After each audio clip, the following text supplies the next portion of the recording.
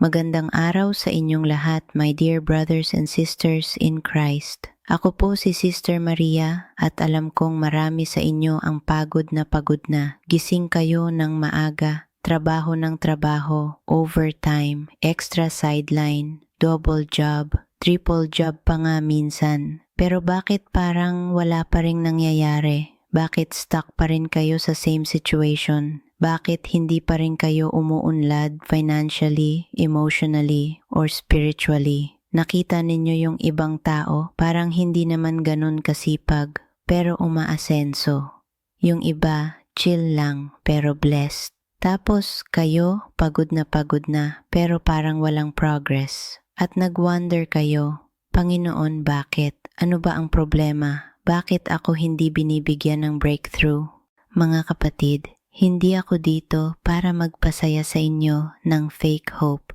Nandito ako para sabihin ang truth na kailangan ninyong marinig. Kasi minsan, ang dahilan kung bakit hindi tayo umuunlad ay hindi dahil sa kamalasan. Hindi dahil sa walang blessing ang Diyos, kundi dahil may mga bagay sa buhay natin na kailangan nating baguhin. Today, ipapakita ko sa inyo ang biblical at practical reasons kung bakit maraming Pilipino ang hindi umuunlad kahit masipag sila. At mas importante, iti-teach ko kayo kung paano lumabas sa cycle na yan. Before we begin, mag-pray muna tayo. Heavenly Father, salamat po sa katapatan ninyo. Panginoon, ngayong araw, buksan po ninyo ang aming mga mata. Ipakita po ninyo sa amin ang totoo. Kahit masakit, kahit uncomfortable, gusto po naming malaman ang truth kasi alam po namin na ang truth ang magpapalaya sa amin. Bigyan po ninyo kami ng strength na tanggapin ang revelation at ng courage na gumawa ng change. In Jesus' name, Amen.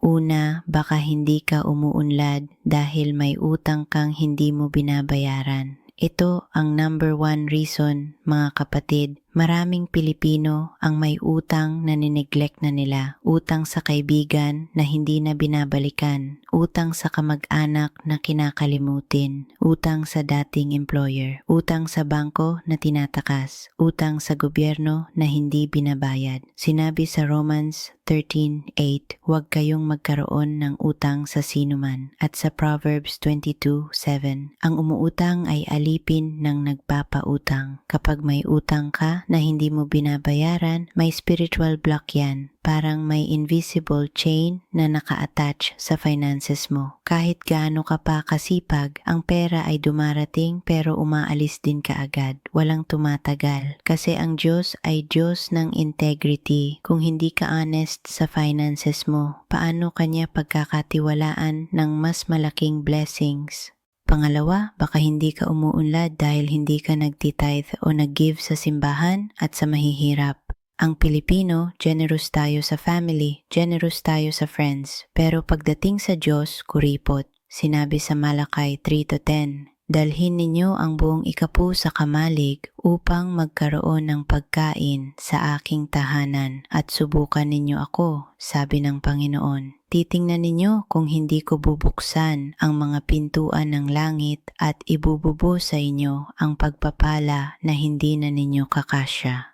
Mga kapatid, hindi ako nag-coerce sa inyo na magbigay, pero sinasabi ko ang biblical principle. Ang seed na hindi mo itinanim ay hindi mamumunga. Ang blessings na ayaw mong i-share ay hindi dadami. Maraming Pilipino na takot magbigay kasi iniisip nila, kulang na nga yung pera ko, magbibigay pa ako. Pero yan exactly ang problema. Poverty mindset, scarcity mindset. Ang Diyos ay nag-ooperate sa kingdom principle. Kapag nagbigay ka in faith, multiply niya yan. Pero kapag hinarang mo, stuck ka lang. Pangatlo, baka hindi ka umuunlad dahil puro ka trabaho, wala kang time para sa Diyos. Alam ko, kailangan mo magtrabaho para sa pamilya. Pero kung 24/7 ka ng trabaho, walang prayer time, walang church time, walang Bible reading time, paano ka i-expect na blessed? Sinabi ni Jesus sa Matthew 6:33, Hanapin muna ninyo ang kaharian ng Diyos at ang kanyang katuwiran at ang lahat ng ito ay idadagdag sa inyo. Ibig sabihin, priority muna ang Diyos, tapos ang Diyos na ang bahala sa iba. Pero ang problema, ginagawa nating last priority ang Diyos. Pag may extra time lang, doon tayo mag-pray. Pag walang work, doon tayo magsimba. At nag-wonder tayo kung bakit hindi tayo blessed kasi hindi naman natin priority ang blesser. Pang-apat, baka hindi ka umuunlad dahil kasama mo ang wrong people. Yung mga taong walang ambisyon, yung mga taong puro bisyo, yung mga taong puro reklamo, yung mga taong crab mentality. Sinabi sa 1 Corinthians 15:33, huwag kayong magpaloko. Ang masamang pakikisama ay sumisira ng mabuting ugali. Sino ba ang friends mo? Sino ba ang kaklose mo? Kasi kung puro ka negative people, magiging negative ka rin. Kung puro ka tambay, magiging tambay ka rin. Kung puro ka complaining people, magiging complainant ka rin. Show me your friends and I'll show you your future. Ang success ay contagious, pero ang failure ay contagious din. Panglima, baka hindi ka umuunlad dahil tamad ka. I'm sorry, brutal ang truth na ito, pero kailangan sabihin. Maraming Pilipino na masipag magreklamo pero tamad gumawa. Masipag manood ng TV pero tamad mag-aral ng new skills. Masipag mag-social media pero tamad mag-apply ng work. Sinabi sa Proverbs 13:4, ang kaluluwa ng tamad ay nagnanasa ngunit walang makukuha, ngunit ang kaluluwa ng masipag ay patatabahin.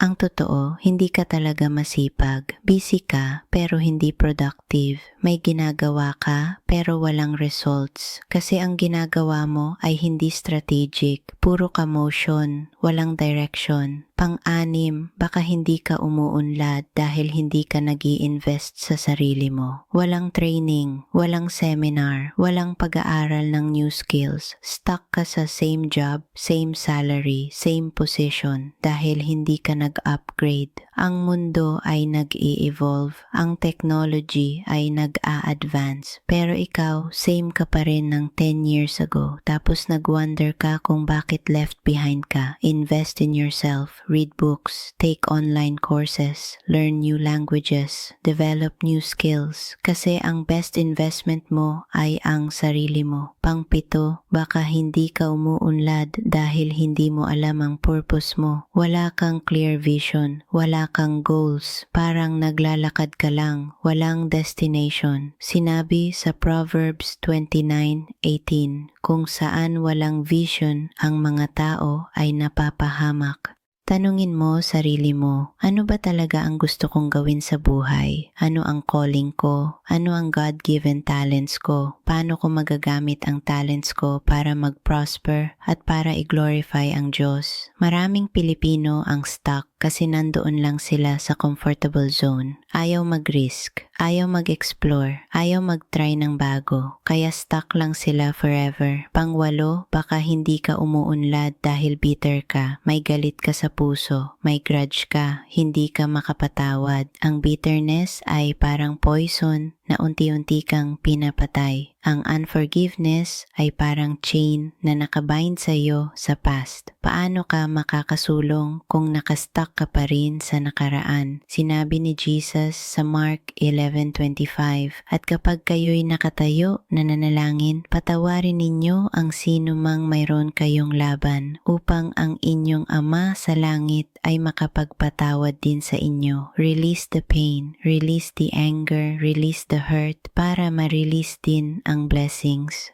Pang-siyam, baka hindi ka umuunlad dahil walang disiplina sa finances mo. Ang kikitain mo, nauubos agad. Walang ipon, walang budget, walang financial plan. Maraming Pilipino na ang mentality ay pag may pera, gastos, pag wala, utang. Yan ang cycle. Kaya hindi umuunlad. Learn financial literacy. Learn how to save. Learn how to invest. Learn how to budget. Kasi kahit magkaroon ka pa ng milyon, kung walang disiplina, ubos din yan. Pang-sampu, at ito ang pinaka-importante, baka hindi ka umuunlad dahil hindi pa time, hindi pa season season mo, hindi pa perfect timing ng Diyos. Minsan, ang dahilan ay hindi naman sa iyo, hindi naman dahil may mali ka, kundi dahil may divine preparation pa ang Diyos. May training pa, may molding pa, may character development pa. Si David nag-wait ng ilang years bago naging king. Si Joseph nag-suffer ng slavery and prison bago naging prime minister. Si Moses nag-spend ng 40 years sa wilderness bago nag-lead ng Israel.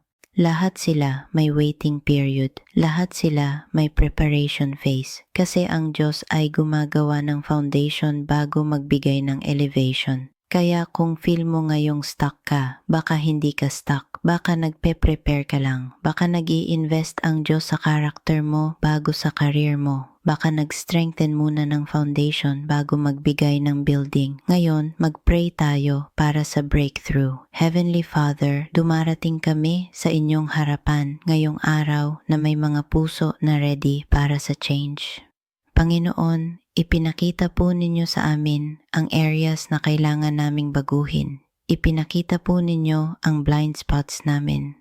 Lord, kung may utang kaming hindi binabayaran, bigyan po ninyo kami ng lakas na harapin yan at bayaran yan. Kung kuripot kami sa pagbibigay, baguhin po ninyo ang puso namin. Turuan kaming maging generous.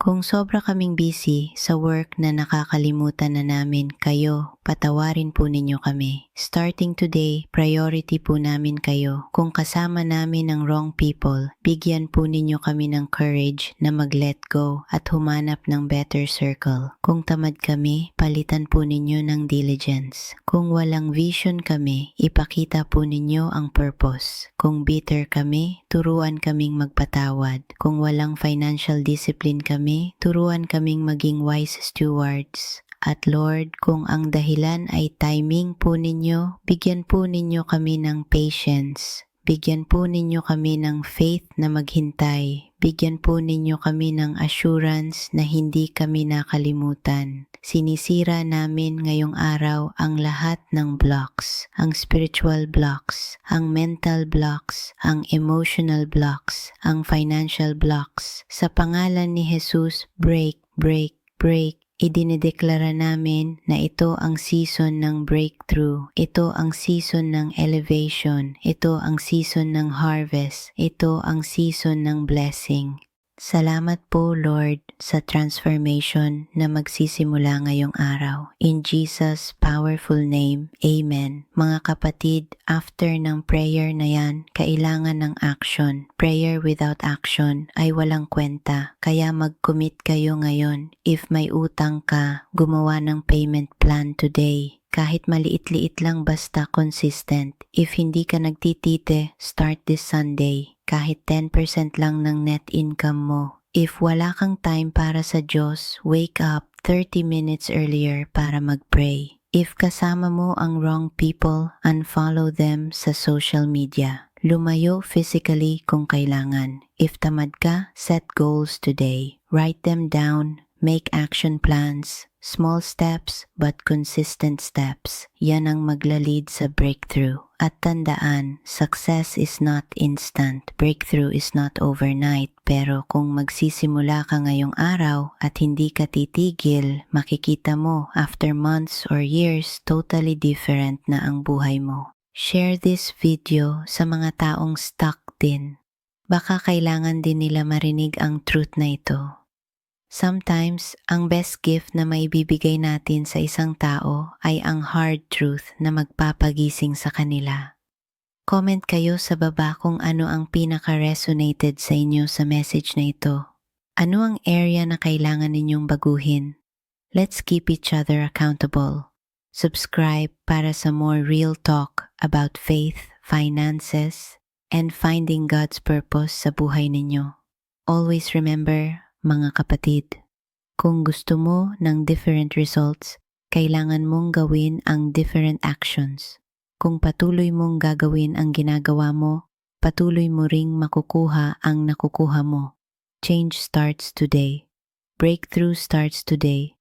Your new life starts today. Naway bigyan kayo ng Panginoon ng strength na gumawa ng necessary changes. Naway makita ninyo ang fruits ng transformation sa darating na araw. Hanggang sa muli mga kapatid, si Sister Maria ay nanalangin para sa breakthrough ninyo. Stop making excuses. Start making progress. Mahal kayo ng Diyos. Amen.